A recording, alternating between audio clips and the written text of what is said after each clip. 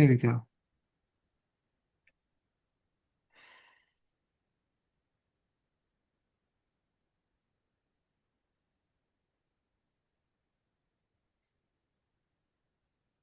Good morning and welcome to the Training the Trainer podcast with Vince Stevenson. My guest today is a man who bridges the gap between the world's highest peaks and the most demanding boardrooms.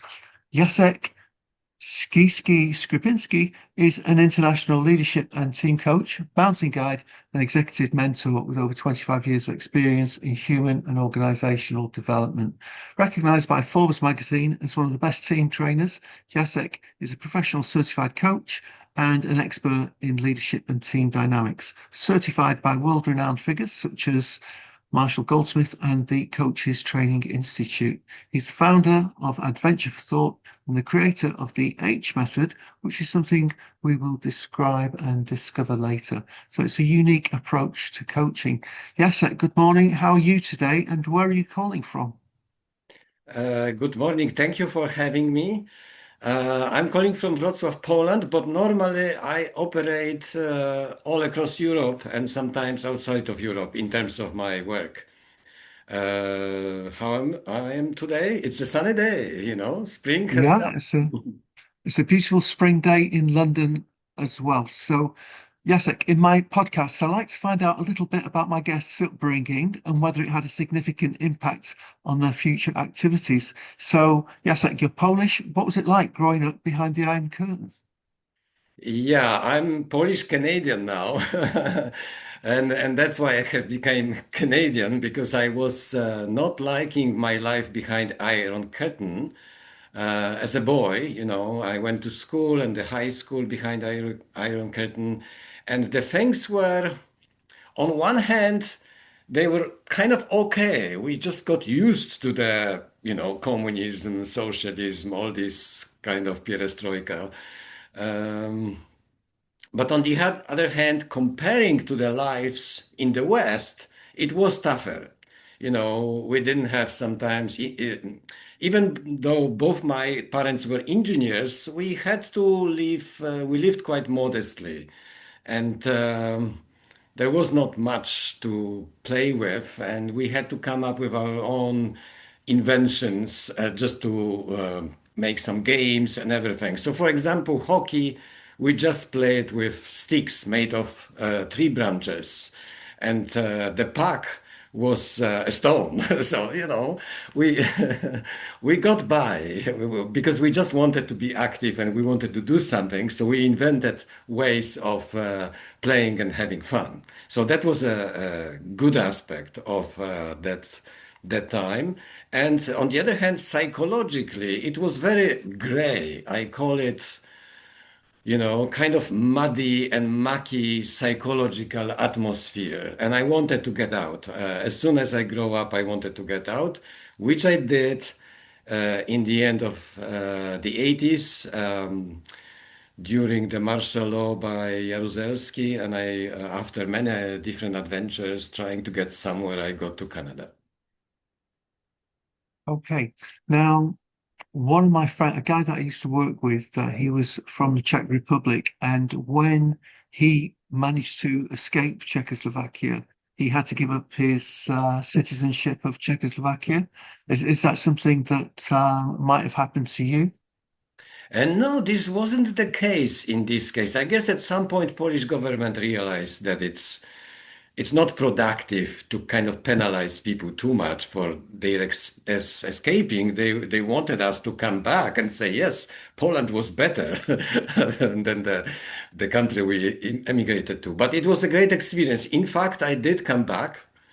After many years, I did come back, and because I just wanted to improve the situation here, I just wanted my country to grow into something better. And actually, it's going that way.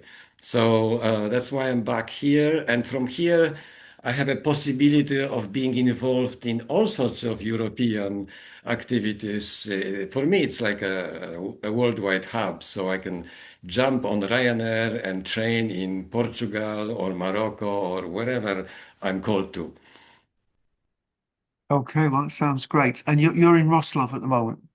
Yes, which is a big city in the southwest Poland near Prague and Berlin, closer to Prague and Berlin than to Warsaw. Hmm. Yeah, Wrocław. I was in Wrocław in May last year, and we had a beautiful time. The weather was great, and again, it was one of our DEI conferences with Anna Zelno, and we had a wonderful experience. So it was my first time in Poland, and I thought, what a beautiful city. I'd love to have a look round. You know, it's a huge country you have, so I'm sure there's lots of treasures there that I'd love to observe. Yes, and I tried to improve it even more by trying to go to politics, but I realized very quickly that it's not something for me, that it's very well infested with all sorts of forces which you cannot control, really. And Mhm. that it's just better to train people, coach people, educate people, help them, and then hopefully those people will influence the politicians to make things better. Yeah. Okay. Now,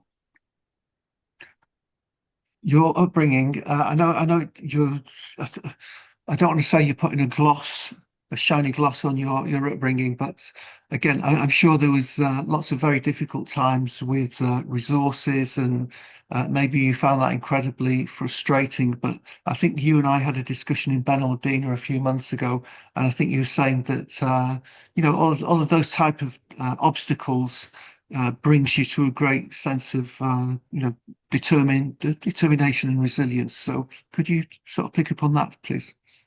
Yeah, so one of the worst things in the communist era was that it was very difficult to get out of Poland and especially get out of the Eastern Bloc. That's why it was called Iron Curtain, because you were not allowed unless you had some special reason. So, so it was not possible to travel. I traveled on the maps. As you see, I still love the maps, and I look at the map every day, and I'm like, oh, where is the next country I'm going to go? And I have been to 60 countries right now, but not when I was a young person in Poland because it was not possible. So we tried to devise activities for ourselves which would bring satisfaction, which would strengthen us, and which would get us feel that we are able to do things, that we are competent, that we can actually do something in the chaos of the communism. And partly by accident, but mostly because I was reading books. We had a lot of people writing books about these Himalayan expeditions. Polish Himalayan expeditions were really famous. So I read those books and then I got really fascinated with mountain climbing. So then I started looking for a club, but these days they were like hidden, basically in mysterious places. But somehow I spent like weeks to find where is the mountain club. Internet wasn't working then. And finally I got there. And when I got there, there was a big article on a board saying basically that some famous climbers went to Tatras, the highest Polish mountains, and they had an accident and some of them died. So if you actually want to enter the club, really think about it because it's a life and death decision. And I was like, oh my God, this is life and death decision, just entering the club. Because then you are going to start climbing, and climbing has been addictive to many people, including to me. But I did cross that threshold. I met fantastic people right away. I started climbing really quickly. I improved incredibly fast because I was all ready and charged to do it. And I was always sporty. I love nature. I love movement. So when I got into this climbing, I thought, my God, this is like a secluded world which is separated from the communism operational system, let's call it. And it's like we are free inside that world. We are free, we are strong, we are good, and we are doing something super satisfactory. Because climbing, when you climb one of these walls, and walls in Tatras are up to 1,000 meters, height, when you climb one of these big walls there, you really feel like an eagle.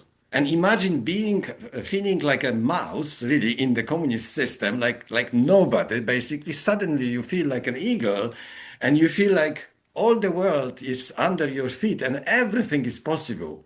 So, as you can hear from my voice, this was an incredible change.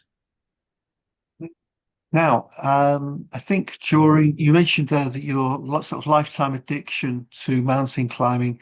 I think that's one thing, but I think what I really admire is your determination and trying to find those opportunities to coach young people with their life skills as well. So, can you tell us a little bit about that? So, what happened in the mountains? I love the nature, I love the movement, but I never, when I started instructing climbing, some young people actually, because that was the natural progression to start helping others to climb, I realized that I don't like teaching notes or, how you climb. It was not important. I felt the most important is what you have inside, in your heart.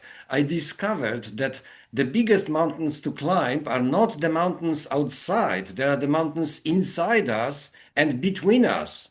So with that, I was like, oh, I really want to teach some, let's call it psychology. I want to teach strategy. I want to teach resilience and stuff like this. And because in a way, the communism and then the mountains helped us to become stronger. Then I felt that from my own experience, I could pass it on to young people. And in fact, famous Outward Bound founder Kurt Hahn, who actually started Outward Bound in Britain, he said that climbing or outward bound, these activities can be an equivalent of war for men in a positive sense, meaning they can get all the skills, all the resilience, all the psychology to be stronger without killing other people. So I was like, oh my God, this is fantastic. I am becoming a man through mountaineering, and then I can help other young people to become men and women that are strong, resilient, disciplined, and so on. So mountaineering required discipline. For example, discipline in eating, discipline in equipment, how light the equipment was, discipline in what you wear, in everything basically. So then it was like a great lifestyle, and I was really happy when the young people I started teaching, especially at Outward Bound Canada then, because I moved to Canada by then, Mhm. and some other organizations, Sources of Adventure, and so on. And also I work with delinquent kids, kids from criminal kids also, and young people, young men mostly, but also girls. So I realized this is my passion. My passion is to help them with their inner strength, because this is most important. Once you have inner strength, you could also have outer strength. Mhm. Okay. Now, I remember you and I having a chat in Benalmadena in November, and you were telling me that you had a near-death experience in the Alps. So, could you just go over that again for me and for the audience, please? I think that was a really important experience for me, as you see. Those experiences sometimes are the best in life, which are really, really scary. But I didn't even have time to get that scary. So what happened? We actually went to Alps. This was my third time.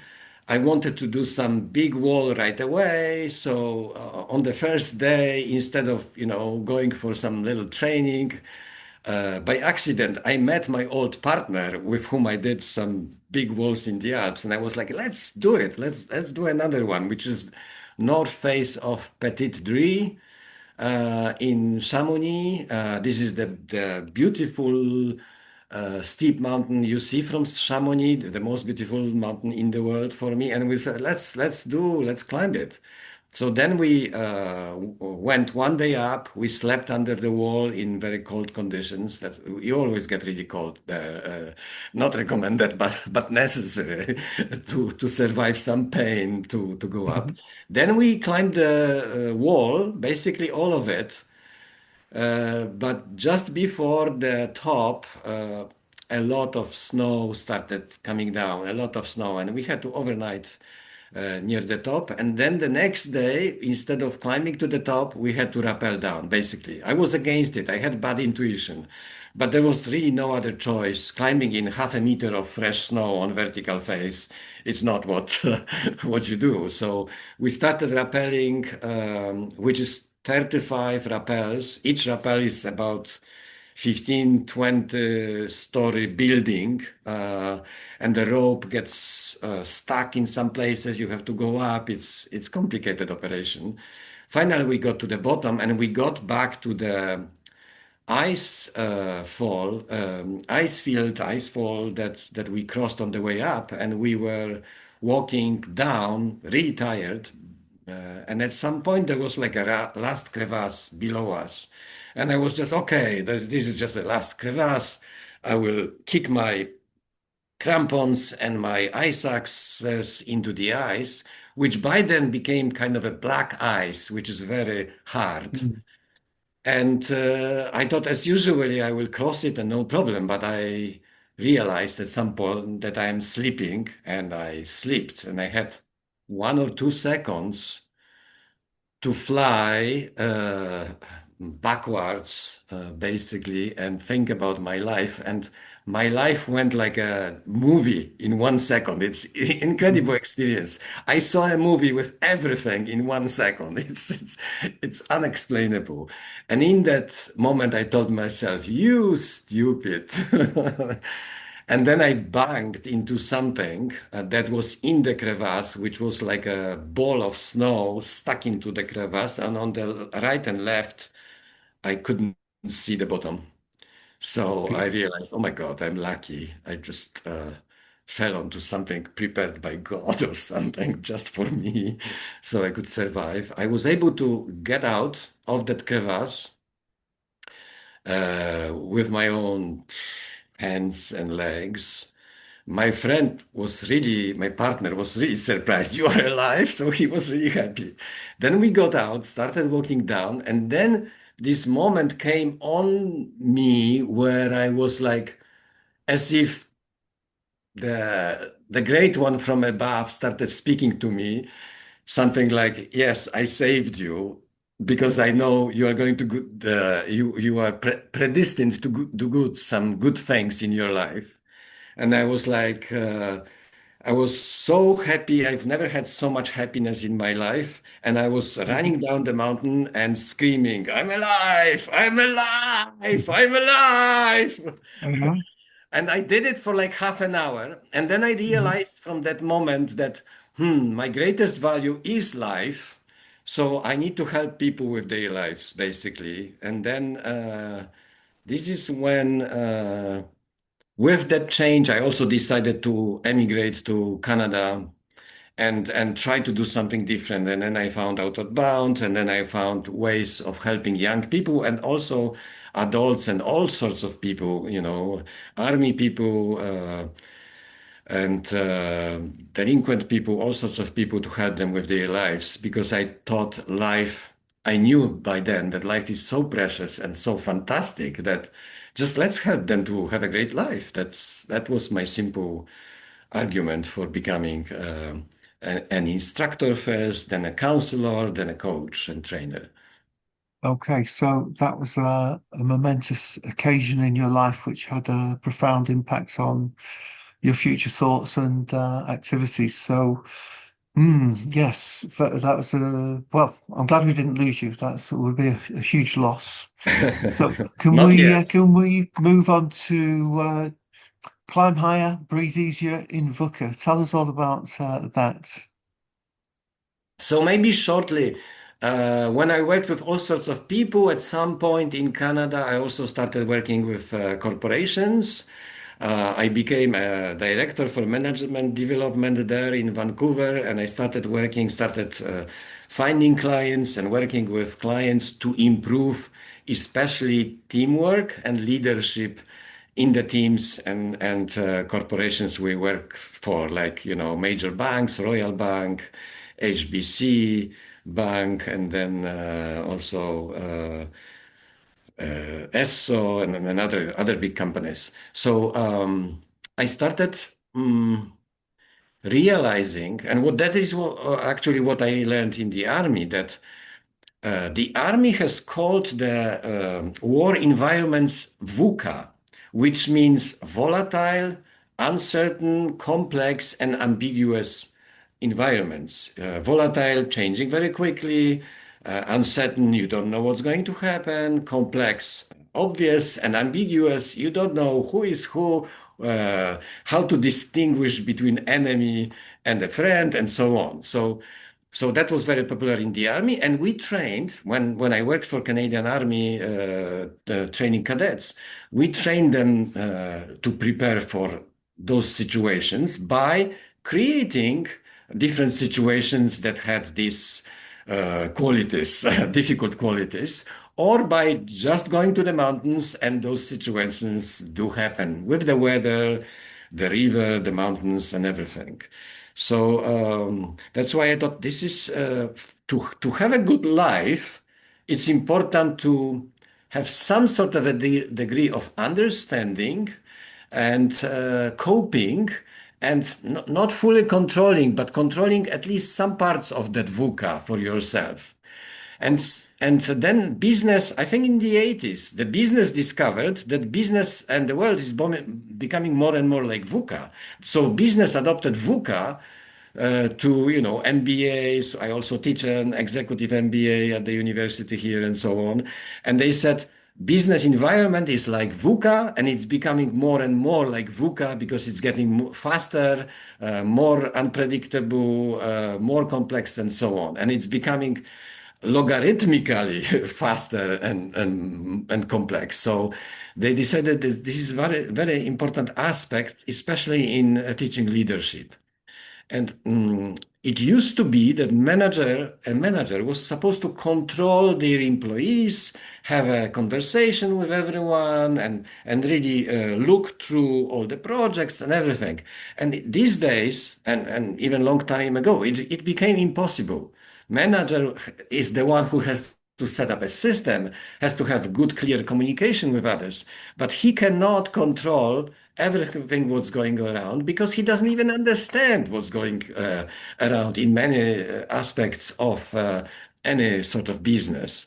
So the VUCA teaching became for me very interesting because at the same time, when the weather gets bad in the mountains, and I'm writing a book which includes that right now about employee engagement, then it's like VUCA. So whatever experience you had from the mountains is useful in VUCA. And there is a famous saying in teaching VUCA, it's what's important in VUCA. It's 7 P's, and 7 P's are preparation, preparation, preparation, preparation, preparation, preparation, preparation. So if you are mentally prepared and physically prepared and organizationally prepared for VUCA, you will react in a much better way than when you are not prepared. And that preparation includes mental preparation. We call it in coaching rehearsal. So, for example, before a big presentation, a CEO or whoever it is has a conversation with me, coaching conversation, maybe 3 of them, where they are preparing for that presentation, and I'm working as a guy who creates problems. So basically, I try to distract that person, or I try to ask strange questions and so on, to emulate the difficulty he can have during the presentation. Because even in corporate meetings, there is a lot of VUCA because people create VUCA, not just outside the environment. People with their emotions, strategies, and manipulations, they create a lot of VUCA inside corporations. And you have to be prepared for that like a soldier, because basically a manager is a corporate athlete. It's like I call them corporate alpinists because they are ambitious, they have big goals, and they need to get back alive, which is very important for me because I think I don't want any person's life to be Mm. wasted by working ineffectively or working too much. There needs to be a life strategy for every employee, every manager. So these things are in some sort of sensible balance. And I understand that sometimes you need to work 36 hours, like I climbed many walls in winters, 36 hours straight. But after those 36 hours, I couldn't move my hand to feed myself. So my friends, my girlfriend, actually fed me because I wasn't able to move my hand up with a spoon to eat the soup. So that's why I'm also very much into resilience and well-being of managers, because if you overextend yourself, you may burn out and then you cannot do nothing. And Yeah. by myself, I experienced serious burnout, so I know exactly what it is. Mhm. I think in my IT career, I was running around like crazy as a freelance analyst, and then I became a trainer. And again, there's a lot of travel involved. I just got married. We just started a family, and being away from home for long periods, it's not the best situation. So, and working very long hours and the traveling just can wear you out sometimes. So, yeah, I think I have a slightly more relaxed life now, running my own company, and I have the opportunity to have the odd day off. And as you know, my wife and I, we're going to be traveling to Morocco, and we're going to do Mount 𝐬𝐃𝐄𝐒, and we're in preparation for that. And thank you for your advice. I spoke to you a few weeks ago. You gave me some very, very useful advice that we're following about trying to do 500 meters elevation every week. So that was a great tip. Thank you. Mhm. Are you feeling that you are getting stronger? I think so. Well, like I say, my wife and I, we tend to walk a lot anyway, but where we live, it's quite flat. So what we Mhm. do is we jump in the car and we go to the local hills, Oh, and we just kind of go up and down the hills 3 or 4 times a day, and that usually takes 2 hours, 2.5 hours, something like that. But again, it's all miles in the legs, and as you say, elevation and getting up and down, and just trying to prepare the limbs for the big challenge ahead. So very much looking forward to that. mm. So what I wanted to kind of pass on during this interview is also that in order to prepare for VUCA, and all of us live in VUCA, and of course, people who are working full time in the companies, which is again, most of us, except maybe some young and some older people, um, we are living in VUCA in on many fronts, as you said, at work, at home. When you have children, you are in VUCA. Of course, you are in VUCA. So and then school is quite a VUCA. I have a daughter who is a student right now, and it's university is quite a VUCA these days. And the teachers, they never let go. They just add and add and add, and then they examine, and they it's quite a VUCA. So having some sort of experience and some sort of training, like you do on those hills to prepare for the expeditions, is necessary to survive. It's necessary to stay healthy, and it's necessary to stay sane. Um, and the tendency among many people, as I see in corporations and not only, is to get into the hamster wheel so much that you forget that you need reflection and preparation to excel or even to survive in anything. So that's why I really, don't like people getting sick Yeah. on a large scale, or getting seriously sick and so on. And if you at least cover the basics, you are much better off Mhm. as an employee, employer, or whoever you are. You're much better off if you are just spending some time, and I'm sure you agree as a trainer, some time on reflection, planning, and preparation rather than just doing. Yeah. It leads nowhere, really. I think the thing about being a trainer and being a trainer for a long time, you get into the sort of operational rhythm of preparation because you don't want to show up for your class without the appropriate materials. You want to make sure you've got the right classroom with the right resources, and that aspect of planning I think is really important. And since we've signed up for this Morocco climb. We're watching videos on YouTube, we're doing a lot of reading, and we're just trying to make sure that we've, got all the appropriate materials we need for health and safety.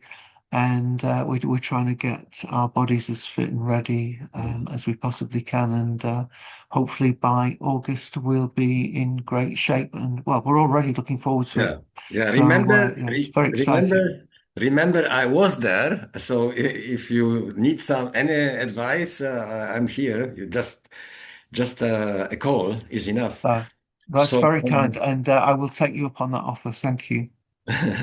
adding to this VUCA thing is, especially for business, is that business is just going forward. Basically just going forward, and there is lots of they never try to go backward. And in the mountains, you have to go backward. Very often, you have to retreat in order to survive or stay alive. Then you can regroup. Same with the army. The army Yeah, sometimes backs off, regroups, and then goes again. And they are very clear. I didn't say that yet, but I did work for Canadian Army cadets, and I did go through their systems, and I found their systems very clear, very simple, and very, disciplined operationally. So if there was something, let's say, too difficult, they make a decision, let's retreat, let's regroup, rethink, replan, re-energize ourselves, and then we go again. And this is very normal because humans are an oscillating organism. We cannot just go up and up and up on kind of a flat line up. We must go like a wave. Our energies go in a wave. Our emotional energy, mental energy, physical energy, it's all in a wave. So we have to adjust to this. And corporations sometimes they get used to treating people a little bit like machines. I'm not saying they are doing it, on purpose. They are just getting into this, that systems, processes would be best if people were like machines doing things. But people are not machines. And partially they have some limitations in their energy and so on. But partially that's why they are much more intelligent and they are innovative because they have these limitations. And then they try to overcome them like we did in the communist countries, So once you see it, you could realize more that in business you can really help to train people for all this sort of situation. For example, one little thing is they are trying to make everything sure in the companies. But the world, the VUCA world, is never going to be sure. It's going to get more and more complicated and less unpredictable. So therefore, you have to get people used to the idea that it's okay, that unknown is fun. Actually, for me, for an alpinist or a traveler, unknown is fun. I like to expose myself into different cultures, situations, and tasks.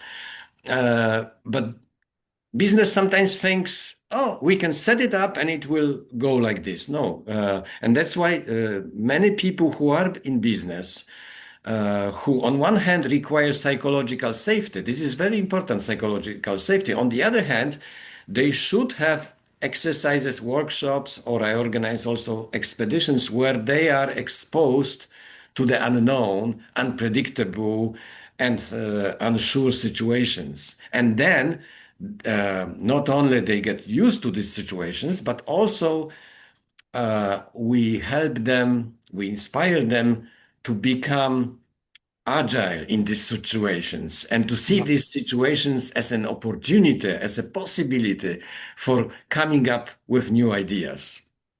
But for this, you need to stop from time to time, regroup, rethink, Mhm. like they do in the army or in any other special team like rescue teams. I've dealt with rescue teams. They also a very interesting story. Rescue teams, let's say in Poland, that's what actually I learned about Poland. Mountain rescue teams. When there is a call, instead of just running to the accident site right away, which is, an hour or two away usually from the place they are, they have some tea and they spend 5 to 10 minutes, depending on the situation, discussing what are the procedures, who is going to do what, and equipment and everything else. And they discovered that with this 5 to 10 minute preparation break, they are much faster and much more effective in terms of getting to the person that needs to be Yeah. rescued. And this way they forget much less. They don't forget the key equipment. They don't forget special operational procedures, and they don't kill themselves because it's quite common in rescue situations that the rescuers get killed. Yeah, the same thing I learned from, I used to be a water lifesaver in water guard for Mhm. some time before climbing actually. And also it's like, no, you don't swim and catch that person. There is so many other things you can do without personally getting yourself in trouble. And I see it same with managers. Managers are trying to quash the fires very often by themselves rather than, okay, let's wait, let's think what's the best approach. Maybe Yeah. it's better that someone else does it. Maybe it's good for their self-confidence that the new worker kind solves the problem rather than the manager, and so on. And it's the short term thinking about this, but it's also a long term. How do you grow people without how do you grow people if your ego is so big and you want to do everything by yourself? Yeah. No. I think there's two sides of every coin. I think that managers are under pressure to get results. That's their job. Yes. And you're saying about retreating and going backwards a little bit and regrouping. And I think they often see that as a sign that they're not prepared, they don't have the skills, they don't have the wherewithal, the know-how, and actually saying that to their team maybe or to their leaders is a very, very awkward thing for them to say. But again, I think Yeah. in my own experience of what you're saying, I think that I've made mistakes certainly when I was much younger. I was quite headstrong, and I was, you always want to be the best, and you're trying to push forward, and you just make more mistakes, and you get yourself into a right mess. Whereas, as you say, if you sit back well, not sit back, but if you just pause for 10 minutes, think through the situation, think through what you need, think through what the alternatives, the options are, you're probably going to come up with a better resolution rather than just trying to dive in, not really understanding the full implications of what you're trying to achieve. Yeah. What I'm trying to propose is that people take systematic breaks. Let's say in an hour, you take one break for 1 minute, catch few breaths, and see what comes to your head. Actually, when I have something difficult to solve, I get out of the office. I either walk or ride a bike, and in that 10-minute walk or bike ride, I get the answer. It's how the human brain works. The human brain needs a momentary ease of pressure instead to be innovative. If someone is under constant pressure, which has been used in prisons and around the world, in Gulag and so on, pressure, so you cannot think. Um, but it could be used for your own benefit, just to take some really short breaks. And then, of course, take longer breaks. Yeah. Take longer breaks, take weekends off, and take the breaks. This is most important. Take the breaks together with your team, because you can individually you can regulate yourself by taking some breaks for yourself, but you have to regulate your team. The team can only be regulated if the team takes a break together, which includes common reflection, which includes finding out about each other, learning about each other, the psychology, everything, how they operate, and so on, and includes solving some issues, and includes some planning. So such breaks, training breaks, coaching, team coaching breaks, however you call them, are super important. And I see the best teams actually do that. And this is the same what Lencioni, you of course know, Lencioni recommends. He really recommends quite a lot of those breaks, because after those breaks, science confirms the performance gets much Yep. better, and you catch up the time you think you lost for the training or coaching. You catch that time really quickly. And same for individuals. You take some time off, and then you are happy and satisfied to work harder because you had some good time off. Mhm. Okay, now, Jacek, unbelievably, we have been talking for 40 minutes and we've not even got round to your coaching the H model. So could you tell us a little bit about the H model, please, and how did it come about? Yeah, so H model is also for was created to kind of counter a little bit of the Western culture. And I'm a mix of East and West because I'm from Central Europe. Because in the Western culture is okay, let's get a goal. What's your goal? And let's go after the goal. Let's get the goal, get the path to the goal, and let's do it. That's the simple. While in the Eastern culture, and I'm quite a bit affected by Buddhism and other kind of philosophies, which I'm fascinated with. First of all, you try to feel as an individual what's going on. You really try to feel what's going on. Same as a team. The team can also feel, as a part of team coaching, what's really going on. And then and it's especially important with all the so-called soft skills, which are really the hard skills of the future. Once you feel what's going on, you can find out, oh, okay, so what you need. So that's the second step. First of all, is what's going on? What do I feel? What's wrong or what's good here? And then what's my need in this situation? Or what's the team's need in this situation? And once you discover the need and the value that goes behind it, both personal value and business value, you can say, okay, so the personal value is this, the business value is this, and now it's the time to set up goal and the vision. And once you have the vision and goals, you can go into planning and have some smaller, smarter goals and everything, and then you go into action. So this is like an extension of a typical coaching session or coaching approach by going a little bit back and deeper into deeper reflection on what's really needed right now. Because if you are just dealing with the surface goals, you may miss the most important aspects of your own or team functioning. Okay, thank you. Right, now, leadership and exec MBA at Marito University. What I've not heard of Marito University. Where's that?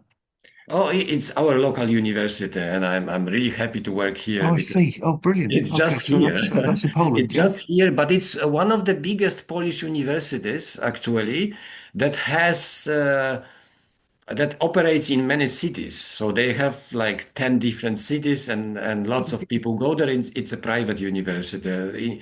In post-communist countries, private universities are usually better.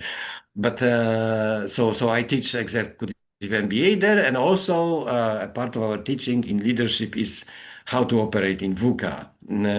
And it was interesting that the university accepted our idea that we don't do this modules just in the room, we do them outside. So Yeah. everyone goes to a nice palace somewhere in Lower Silesia, in the mountains, in the forest. And then we have all sorts of experiential activities, which are sometimes outdoor, sometimes management simulations, sometimes different types of activities, partly that has to be creative activities. Anyways, they Uh-huh. do different activities which involve lots of experiences, and then they feel VUCA uh, with all their senses, physically, emotionally, mentally, and existentially, not just with the mind. Because when you are in the room, you just feel it more or less with the mind. But when Yeah. you actually have to move someone or move through some big obstacle as a whole team, it becomes, as one of the experiential educators says, it kind of gets into your body. So not only you memorize it much better, there is much better retention for a much longer time, and that's what I call active coaching rather than couching, when everyone Yes. sits just in their on their sofas and looks in their screens. And yes, I can definitely say that these are much more memorable experiences, and Uh-huh. people remember and then apply it much more likely. And there has been research that it's much more effective type of team coaching I, or training. I think that's a great point.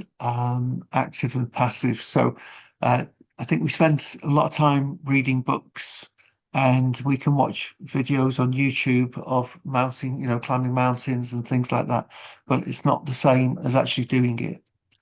Yeah. So I think, getting out there, getting the right clothes on, preparing for the right weather, having the correct diet, looking after yourself, maybe not drinking so much as maybe I have done in the past, things like that. Just really looking after yourself and making sure that the goal that you're setting yourself up for is achievable. But once you know that it's achievable, you don't want to let yourself down, and you go through all of those, let's call them devotions, Yes. which means that you're going to get the outcome that you're looking for, Fabulous. and you're going to feel proud of yourself, and you feel that you've made some significant progress, either personally or professionally. And I think that's a wonderful thing. If you are a corporate athlete, which you are most of the time, or if you are a dream team, if you want to be a dream team, you have to operate and train like a sports team or like a sports person, Yeah, because your environment, the VUCA environment, is very active. It's more and more active. It's changing. You have to be more active than your environment, than the VUCA. You have to overcome the competition and everything else in business. So you have to be more active. But in order to be more active, you have to train for that activity, and then you have to have appropriate periods of rest so you recover that energy.